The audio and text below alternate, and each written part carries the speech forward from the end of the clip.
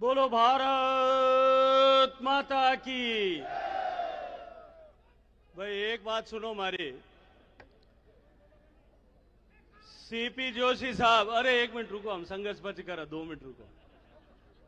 CP Joshi साहब अध्यक्ष बन आपने मारवाड़ री धरती पर पहली बार पधार्या। मेवाड़ हूं मारवाड़ री आवाज पूरो इतिहास उठार देख लो, कदई कमजोर नहीं थे। मारा आने सामे भूंडो क्यों लगाओ भाई?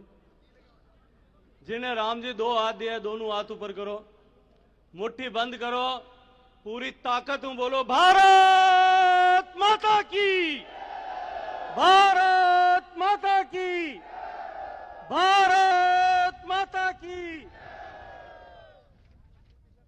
भारतीय जनता पार्टी द्वारा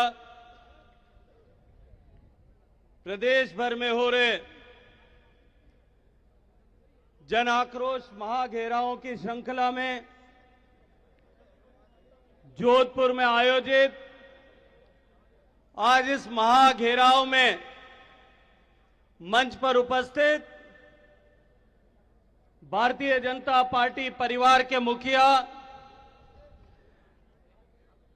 भारतीय जनता पार्टी राजस्थान के नवनियुक्त प्रदेश अध्यक्ष, मेवाड़ की उस भक्ति और शक्ति की धरती के प्रतिनिधि, चित्तौड़गढ़ के सांसद, मेरे अभिन्न मित्र भाई सीपी जोशी जी, मंच पर विराजमान बाड़मेर जैसलमेर के सांसद, मंत्रिमंडल के साथी आदरणीय कैलाश चौधरी जी, पाली के सांसद, भारत सरकार के पूर्व मंत्री आदरणीय पीपी चौधरी साहब, मंच पर उपस्थित राज्यसभा के सांसद, भारतीय जनता पार्टी के वरिष्ठ नेता आदरणीय राजेंद्र गहलोत साहब, पूर्व सांसद आदरणीय जसवंत सिंह जी बिश्नोई, आदरणीय रामनारायण जी डूडी साहब,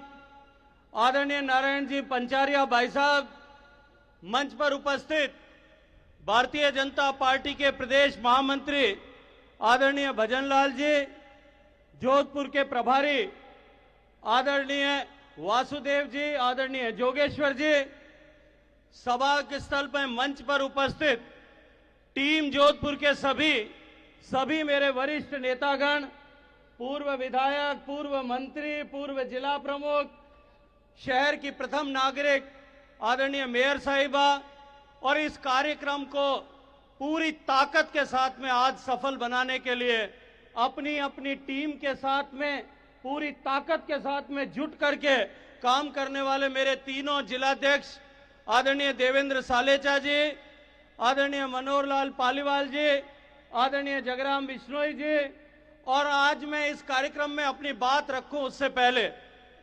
हृदयपूर्वक भारतीय जनता पार्टी के सभी कार्यकर्ताओं का, जनप्रतिनिधियों का अभिनंदन करना चाहता हूं कि इस भ्रष्ट अराजक सरकार इस कुराज को उखाड़ फेंकने का संकल्प लेकर के जनाक्रोश की जो भावना हमने जनाक्रोश यात्रा के तहत के माध्यम से पूरे प्रदेश भर में संकलित की थी, उस जनाक्रोश की ऊर्जा को एक विस्फोट के रूप में, एक ज्वालामुखी के रूप में जिले में आज जोधपुर के कलेक्ट्रेट के सामने घेराव के रूप में, महाघेराव के रूप में प्रदर्शित करने के लिए इस ऊर्जा के साथ में आप सब लोग जुटे। मैं सभी कार्यकर्ताओं का हृदयपूर्वक, मनपूर्वक अभिनंदन करता हूं। मित्रों, 2018 का चुनाव हुआ था। 2013 से 18 के बीच जिस तरह से भारतीय जनता पार्टी की सरकार ने राजस्थान को एक बीमारू प्रदेश से निकाल करके देश के प्रगति के और विकास के पैमाने पर, हर एक पैमाने पर देश में सर्वाधिक प्रगति वाले प्रदेशों की श्रृंखला में ला करके खड़ा किया था। उसकी 5 साल की सरकार के बाद कहीं ना कहीं हम सब कार्यकर्ताओं से शायद कोई चूक रह गई कि जो काम प्रदेश की सरकार ने आदरणीय वसुंधरा जी के नेतृत्व में जो काम किया था, उस काम को हम धरातल पर पहुंचाने में शायद कहीं चूक गए। और उसके बाद जिस तरह से झूठे वादे दे करके झूठे आश्वासन देकर के धरती पर चांद उतारने का वादा करके जो ये सरकार, जो ये कांग्रेस पार्टी सरकार में आई, आज उसका परिणाम यह है कि 4.5 साल बाद में राजस्थान की जनता त्राहिमाम कर रही। राजस्थान में जिस तरह से भ्रष्टाचार, कुराज, कुशासन और अराजकता का शासन स्थापित हुआ है, राजस्थान भर में 1 लाख किलोमीटर तक जो जनाक्रोश यात्रा का संचालन प्रदेश भर के भारतीय जनता पार्टी के नेताओं ने, कार्यकर्ताओं ने किया, हमने महसूस किया। गांव और ढाणी में बैठा हुआ व्यक्ति, शहर के मोहल्ले और वार्ड में बैठा हुआ व्यक्ति दिन गिन गिन करके इंतजार कर रहा है कि चुनाव आने दो, अब की बार इस गहलोत सरकार को हमेशा हमेशा के लिए उखाड़ करके फेंक दे। मित्रों, जिस तरह का रोना यह गहलोत सरकार रोती, महंगाई को लेकर के, एक तो आराम है भाई साहब, सीपी साहब हमारे गहलोत साहब के बहुत आराम है, को उनको भाषण नया नया रोज देने की जरूरत नहीं पड़ती, कैसेट चालू करते वो का वो भाषण खत्म हो। आजकल भाषण में 30% भाषण में मोदी जी की सरकार के महंगाई को गाली देते हैं, 30% भाषण में हमारी सरकार गिर रही थी उसका रोना रोते हैं, और बाकी 30% में आजकल मुझसे ज्यादा प्रेम हो रखा है। चाहे रेडियो में बोलें, चाहे टीवी में बोलें, चाहे माइक में बोलें, चाहे टेलीविजन पर बोलें, कार्यकर्ताओं की सभा में बोलें, सरकार के कार्यक्रम में बोलें और पुलिस एकेडमी में जाकर के वहां बोलें, सपने में जो भूत नजर आता वही मुझे लगता है दिन भर का गाते हैं। दिन भर महंगाई का रोने वाली है अशोक गहलोत सरकार। मैं आज एक बात पूछना चाहता हूं आपके सामने मंच पर खड़े होकर के कि देश में सबसे महंगा पेट्रोल और डीजल कहां बिकता है? जोर से बोलो, कहां बिकता है? हरियाणा में पेट्रोल का भाव है 96 रुपए। गुजरात हमारे पड़ोस में है, पेट्रोल का भाव है 97 रुपए। दिल्ली हमारे पड़ोस में है, पेट्रोल का भाव है 97 रुपए। मध्य प्रदेश हमसे लगा हुआ है, पेट्रोल का भाव है 97 रुपए 50 पैसे। राजस्थान में क्या भाव है भाई युवा साथियों? मोटरसाइकिल में सुबह भराया होगा 110 रुपए। देश की सरकार ने, नरेंद्र मोदी जी की सरकार ने, देश के प्रधानमंत्री ने पेट्रोल और डीजल का भाव कम करने के लिए टैक्स कम किया। भारतीय जनता पार्टी की सरकारों ने कम किया। किसी एक आदमी ने आपकी जेब में हाथ डालने का रोज काम किया है, वो जिम्मेदार कौन है? महंगाई का झूठा रोना रोने वाला कौन है?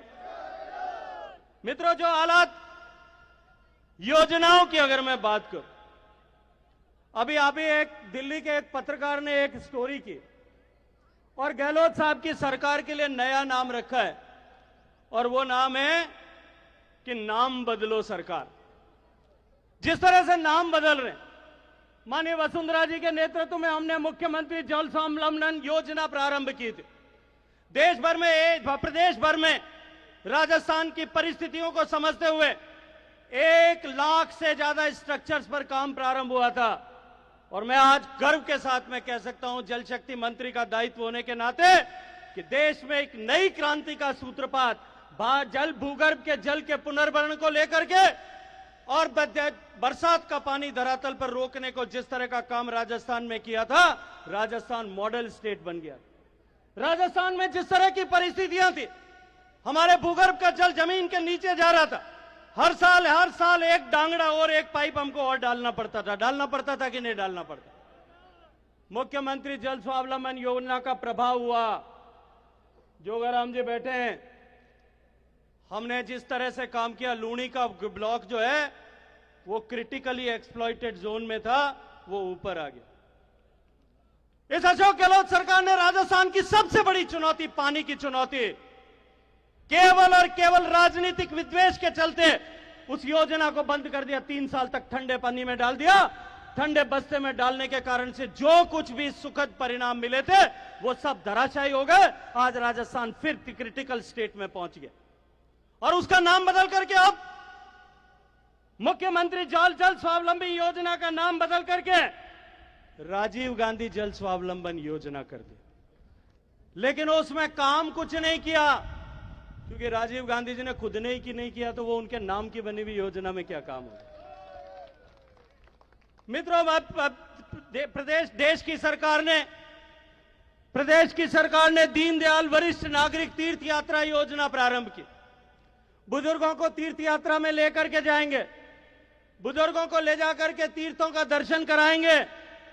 अशोक गहलोत साहब की सरकार आई, दीनदयाल जी के नाम से परहेज था, वहां मुख्यमंत्री जल स्वावलंबन योजना को बदल के राजीव जी के नाम पे किया, यहां दीनदयाल जी का नाम हटा करके मुख्यमंत्री तीर्थ यात्रा योजना बना दी। भामाशाह योजना थी, राजस्थान मॉडल स्टेट बना था, गरीब का इलाज होना चाहिए।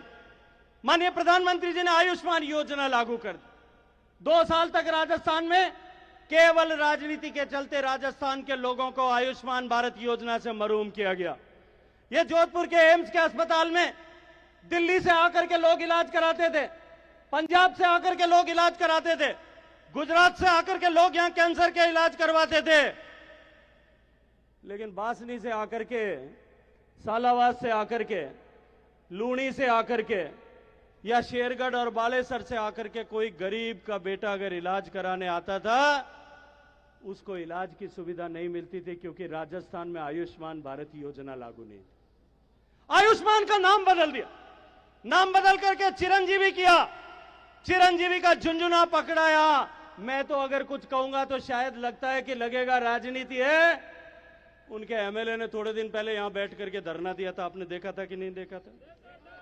चिरंजीवी में किसी को लाभ नहीं मिलता, और उसके आगे बढ़ करके उसको 25 लाख रुपए की योजना करने का काम किया। मैंने कहा कि आरटीआई लगाओ, आरटीआई में रिपोर्ट मांगी, पूरे राजस्थान में 10 लाख से ज्यादा रुपए का लाभ कितने लोगों को मिला है? पिछले 2 साल में 70 से ज्यादा लोगों को लाभ नहीं मिला, केवल 75 लोगों को लाभ मिल पाया। उस योजना का नाम बदल करके इस नाम बदलो सरकार ने एक बार अपना नाम चरितार्थ किया। गहलोत सरकार केंद्र सरकार की योजनाओं में किस तरह से अड़ंगा लगाती है। अभी सब लोग जल जीवन मिशन की बात कर रहे। माननीय प्रधानमंत्री जी ने जब शौचालय निर्माण की बात की थी, हर घर में शौचालय बनना चाहिए, हर घर में प्रधानमंत्री, हर गरीब को घर मिलना चाहिए, प्रधानमंत्री आवास का घर मिलना चाहिए, हर घर में गैस का चूल्हा आना चाहिए, हर गरीब के घर में बिजली लगनी चाहिए, हर बिना रोशनी के घर में जो है वो रोशनी पहुंचनी चाहिए। योजनाओं का काम प्रारंभ किया जब तक भारतीय जनता पार्टी की सरकार थी। इन योजनाओं के इंप्लीमेंटेशन में राजस्थान देश के पहले 5 प्रदेशों में हुआ करता। शौचालय बने, जो कोई बाकी रह गए थे। 2019 में आपके आशीर्वाद से मुझे काम करने का मौका मिला, मैंने हर घर तक, बचे हुए घर तक शौचालय बनाने का काम कर दिया। लेकिन बिजली लगाने की जो बात थी, हर घर तक बिजली पहुंचाने की बात हुई थी, माननीय प्रधानमंत्री जी के ने आशीर्वाद देकर के राजस्थान को पैसा दिया था। अशोक गहलोत सरकार ने हजारों घाणियां और हजारों घर बाकी छोड़ दिए। आज नाचना में, ये कैलाश जी बैठे हैं, बाड़मेर में, जैसलमेर में, बीकानेर में हजारों ढाणियां और घर आज भी बिजली से वंचित हैं। और राजस्थान की सरकार ने लिख करके दे दिया कि राजस्थान में हर घर में बिजली लग गई। अपनी विफलता को छुपाने के लिए आज हजारों बच्चों को अंधेरे में पढ़ने के लिए मजबूर किसने किया है? अशोक गहलोत सरकार ने किया।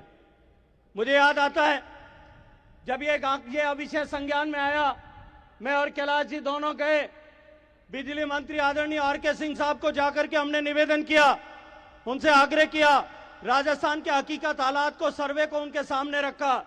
उन्होंने एक बार फिर योजना को वापस एक्सटेंड किया। 1600 करोड़ रुपए राजस्थान की सरकार को हमने मिलकर के एलोकेट करवाए। टेंडर में कमीशन खोरी के चलते उसके 6 महीने का टाइम निकल गया, ये टेंडर नहीं कर पाए। 3 बार टेंडर कैंसिल किया और वो योजना 1300 करोड़ रुपए, 1600 करोड़ रुपए फिर लैप्स हो गए। और मेरे हजारों युवक जो हैं आज भी दिया जला करके 10वीं की परीक्षा की पढ़ाई कर रहे। तीसरी बार फिर जो है उसको योजना को एक्सटेंड कराया। कैबिनेट में मैंने प्रधानमंत्री जी के सामने यह विषय रखा कि माननीय प्रधानमंत्री जी, आपने कहा था कि हर घर तक बिजली पहुंचाएंगे, लास्ट माइल कनेक्टिविटी होनी चाहिए। लेकिन राजस्थान में दुर्भाग्य से बाकी रह गया है।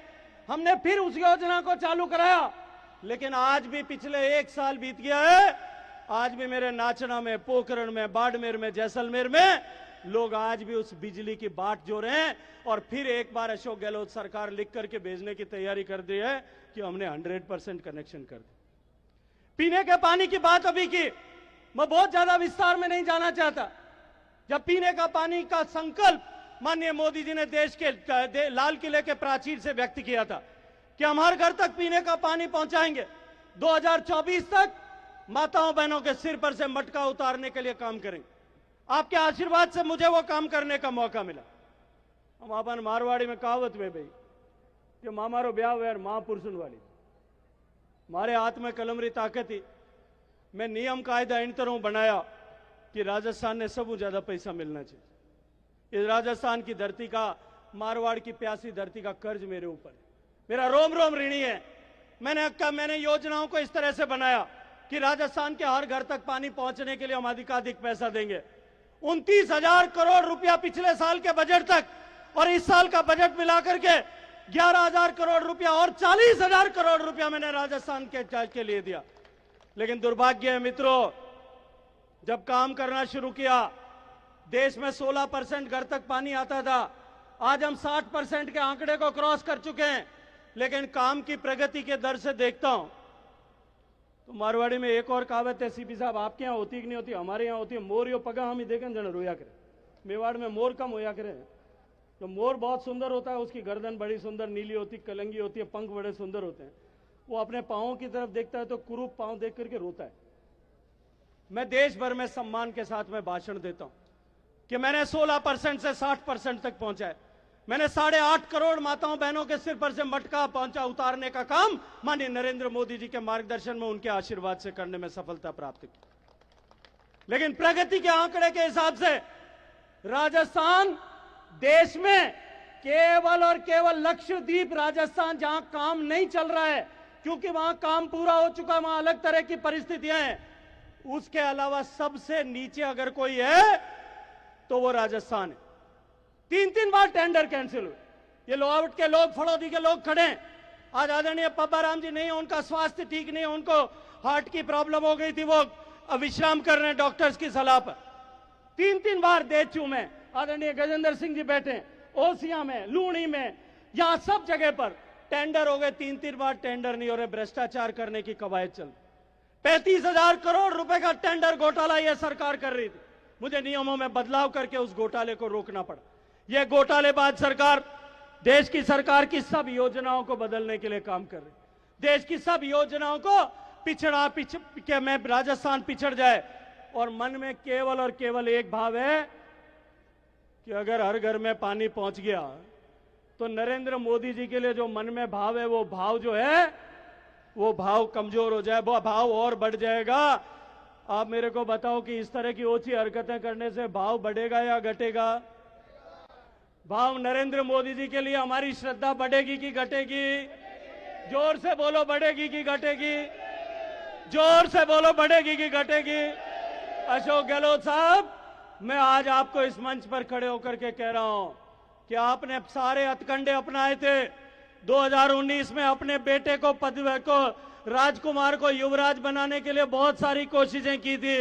यही वो लोग हैं जो आपके आज मेरे सामने बैठे हैं। आपके सपनों को धूलि धसरित करने का काम नरेंद्र मोदी जी को प्रधानमंत्री बनाने के लिए इन लोगों ने किया था। मित्रों, जिस तरह का भ्रम ये अशोक गहलोत सरकार फैला रही, मैं ज्यादा लंबी बात नहीं करूंगा। सीपी साहब को सुनने का आज हम सबके सामने मौका है। अभी एक राजस्थान के सारे डॉक्टर सड़क पर थे, आप लोगों को ध्यान है कि नहीं? सबको ध्यान है कि राजस्थान के सारे डॉक्टर सड़क पर आए। मैंने भी वो बिल पढ़ा। जब मेरे संज्ञान में विषय आया, मैंने उस बिल को पढ़ा तो मुझे समझ में आया। और दावे से एक बात कहता हूं कि या तो गहलोत साहब ने वो बिल पढ़ा नहीं था, बिना मुख्यमंत्री के पढ़े वो बिल साहब जो है वो विधानसभा में रखा गया था। और अगर पढ़ा था तो भाई मैंने पतो करना पड़ी कि सुमेर स्कूल में उन टाइम मास्टर कौन हो, हेडमास्टर कौन हो। और भाई ज्यादा बहम जो है कोई अधिकारी यहां पर तो बहम की कर करो। जो बजट ही पुरानो पड़ दियो उन्हें मास्टर ने ढूंढना चाहिए कि नहीं ढूंढना चाहिए, उन्हें सम्मान दिलाना चाहिए कि नहीं दिलाना चाहिए। मित्रों, आज राजस्थान के जिस तरह के हालात इस अशोक गहलोत सरकार ने बना करके खड़े किए, जिस तरह से वादा खिलाफी राजस्थान में के किसानों के साथ में हुई, जिस तरह का धोखा राजस्थान के युवाओं के साथ में हुआ है, बेरोजगारी भत्ता देना तो दूर, रोजगार देने के लिए जिस तरह से परीक्षाओं में पेपर्स की बंदर बांट हुई है। पहले कहते थे कोई सरकारी अधिकारी सम्मिलित नहीं है, कोई नेता सम्मिलित नहीं है, उनको बचाने के लिए काम कर रहे थे।